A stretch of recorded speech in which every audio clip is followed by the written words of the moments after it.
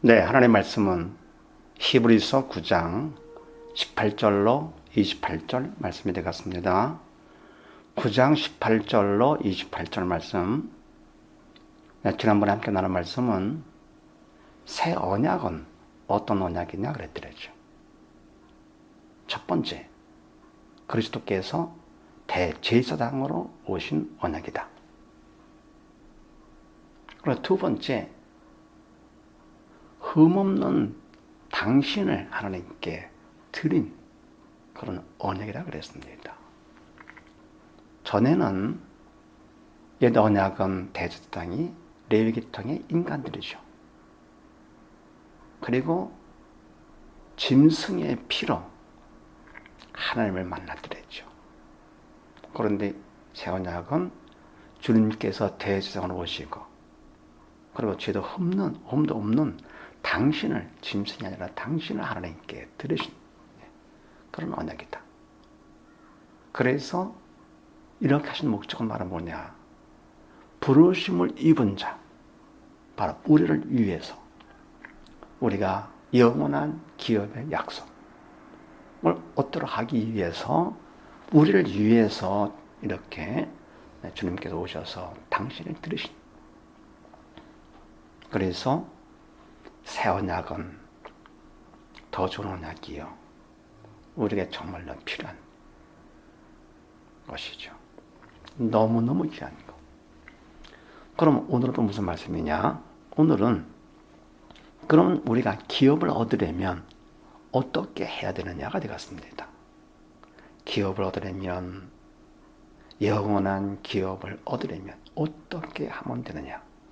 첫 번째, 18절 말씀 봅니다. 이러므로 첫 언약도 피 없이 세운 것이 아니니. 아멘. 이 첫 언약도 새 언약도 공통점이 바로 뭐냐? 피가 필요하다는 것이죠. 첫 언약도 피 없이 세운 것이 아니고 둘째 언약도 물론이죠. 그리스도의 피죠. 피 없이는 사함이 없지요. 그래서 꼭 죽음이 있어야 언약이 견고해진다. 그래서 첫 언약도 피 없이 세운 것이 아닌데, 19절 말씀, 모세가 율법대로 모든 계명을 온 백성에게 말한 후에 송아지와 염소의 피와 및 물과 붉은 양털과 옷을 철을 취하여 그 책과 온 백성에게 뿌려 이르되 이는 하나님이 너에게 명하신 언약의 피라 하고. 아멘. 모세가 율법대로, 율법은 죄를 확인해 주는 것이지요.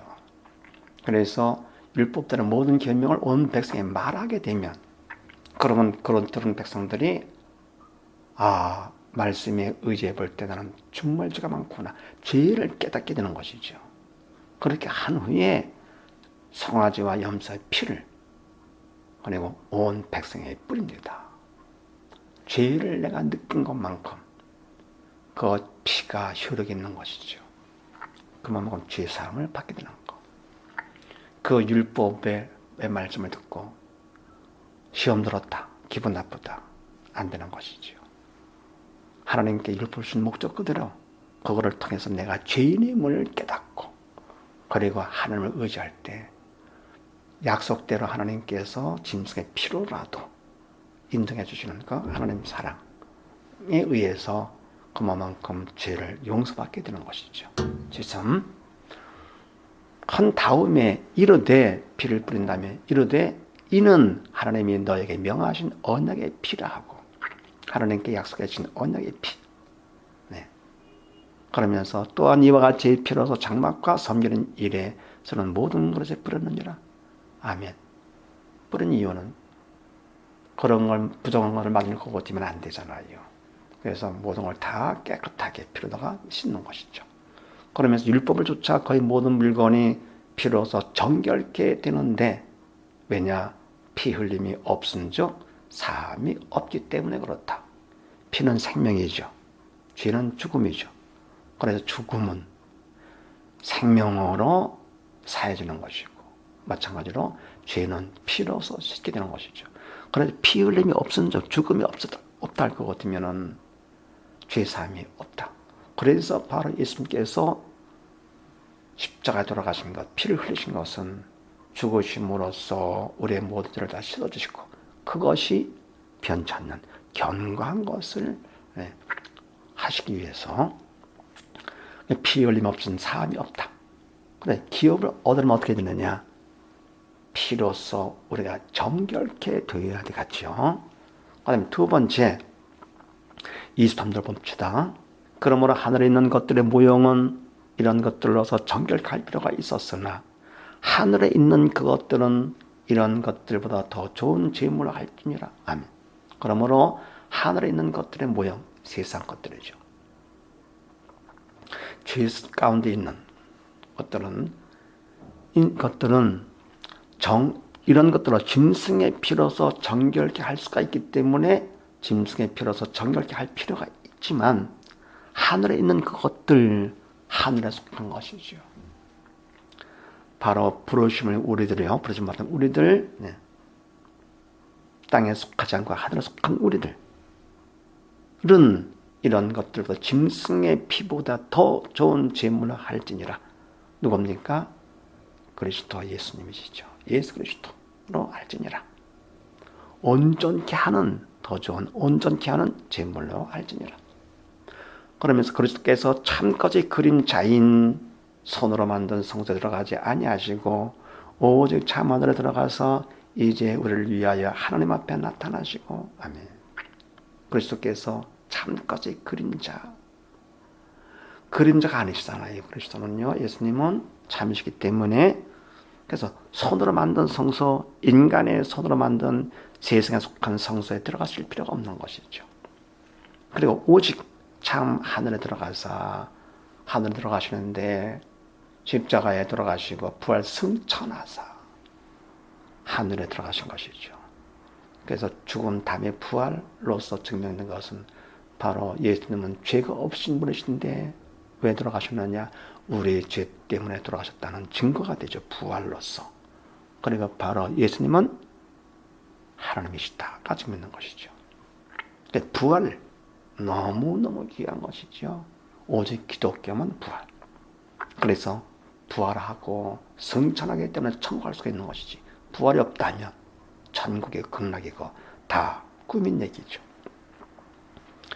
그러면서 이제 우리를 위하여 하나님 앞에 나타나시고 우리를 대신해서 대상으로서 하나님 앞에 가신 것입니다. 우리를 위해서.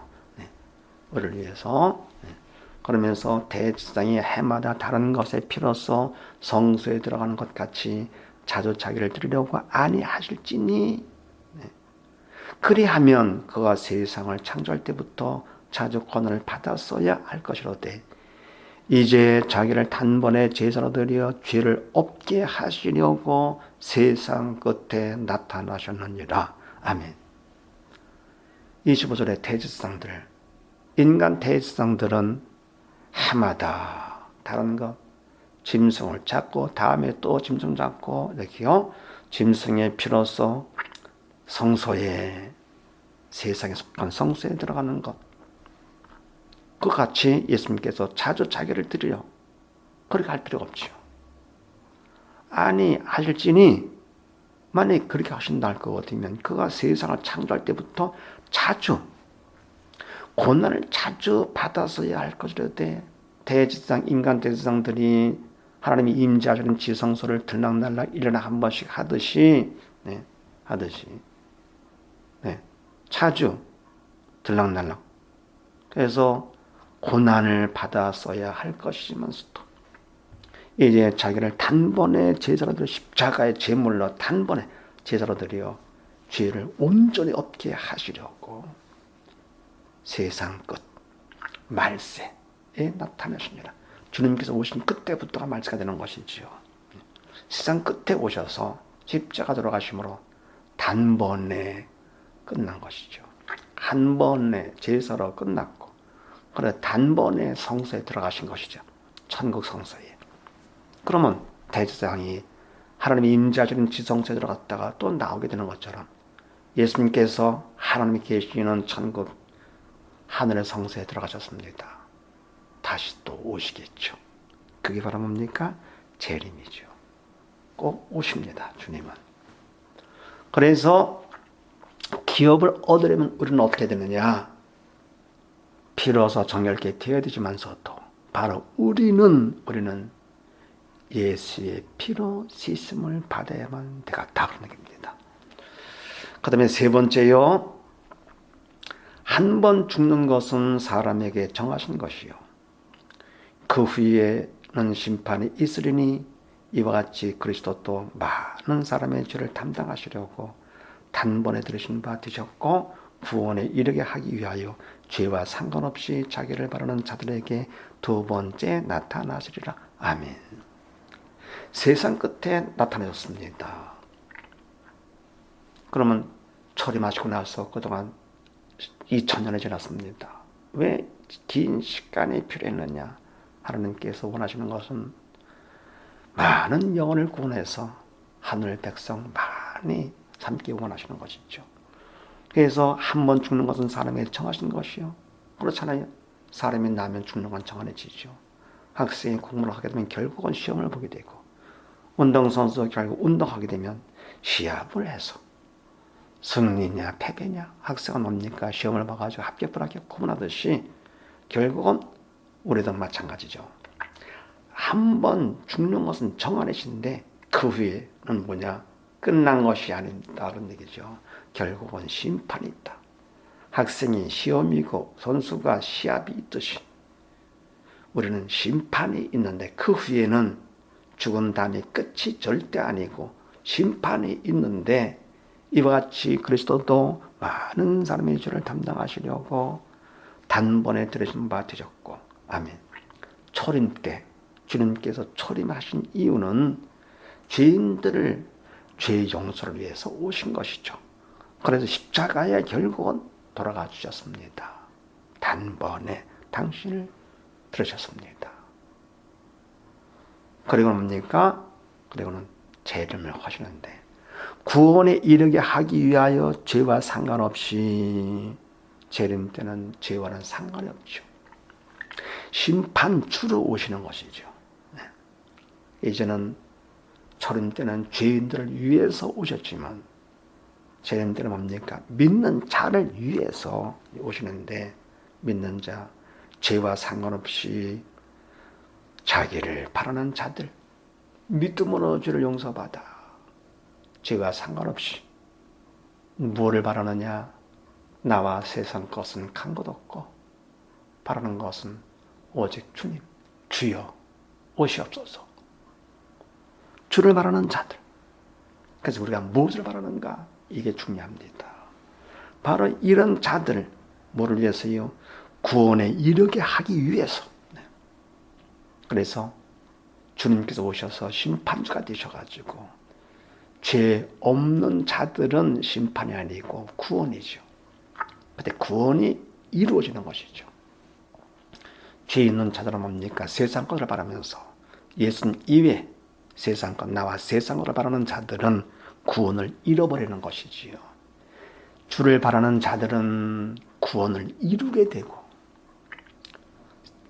예수님 이외에 다른 것을 바라는 자들은 구원을 잃어버립니다. 교회를 다닌다 하더라도. 그래서 이미 구원은 이룬 구원이 아니고 이제 이룰 구원들이죠. 언제냐? 주님께서 다시 오시면 믿는 자는 그때 구원을 이루게 되죠. 그리고 교회를 다녔다 하더라도 믿음이 없는 사람들은 구원을 잃어버리는 것이죠. 그래서 두 번째 나타나시리라. 제일 멋있습니다. 반드시 주님은 다시 오십니다. 얼마나지 않았지요. 대제사장이 지성소에 들어갔다가 또 백성들을 위해서 나와 피를 뿌리듯이 주님께서 대제사장으로서 천국 성소에 들어가셨다가 이제 또 오십니다. 이제는 죄와 상관없이 구원을 이루기 위해서, 구원에 이르게 하기 위해서 누구요? 바로 주님을 바라는 자들, 주여 오시옵소서 바라는 자들을 구원에 이르게 하기 위해서 다시 오시는 예수님. 바로 그와 같은 주님을 기다리는 자가 돼야, 바라는 자가 돼야 구원을 얻을 수가 있다 그런 얘기입니다. 그래서 모두 다 이제는 예수의 피로 내가 죄인의 몸을 깨닫고 죄 용서받은 것을 감사하면서 그만큼 용서받은 것만큼 바라는 것은 주님을 바라게 되죠.